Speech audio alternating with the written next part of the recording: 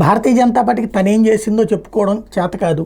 అదే సందర్భంలో అదేమీ చేయలేదని చెప్పేవాళ్ళేమో అది కరెక్ట్గా చెప్పుకొస్తున్నారు. సరే, భారతీయ జనతా పార్టీ సంగతి పక్కన పెడితే మోడీ సర్కార్ తీసుకొచ్చినటువంటి వాటిట్లో మంచి ఇదిగో ఆంధ్రాకి ఇది జరిగింది, జరగకపోతే ఇది జరగలేదని చెప్పుకుంటుంది మనమే. ఇప్పుడు తాజాగా 2500 కోట్ల విలువైనటువంటి 13 ప్రాజెక్టులకి ఆంధ్రప్రదేశ్కి ఓకే చెప్పింది టోటల్గా మోడీ ప్రభుత్వం.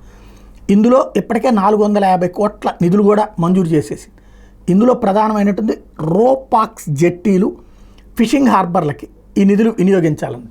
ఏదైతే 11 ఫిషింగ్ హార్బర్లు కడుతున్నారు ఆంధ్రాలో, ఆ ఫిషింగ్ హార్బర్లకి కేంద్ర ప్రభుత్వం తరపు నిధులు 450 కోట్లు మంజూరయ్యి అందులో ఇప్పటికే డబ్బులు కూడా రిలీజ్ చేస్తున్నటువంటి పరిస్థితి అయితే ఉంది.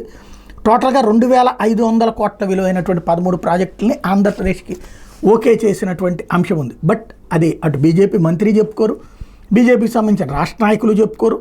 అలాగే వాళ్ళకి అసలు అదేదో మనకు సంబంధం లేదన్నట్టుగానే వ్యవహరించడం, వాళ్ళు ఎంతసేపటికి మిగతా వ్యవహారాల మీదనే కాన్సన్ట్రేట్ చేస్తుంటారు. కాబట్టి మిగతా వాళ్ళని తెలుసుకోవాల్సిన అంశం.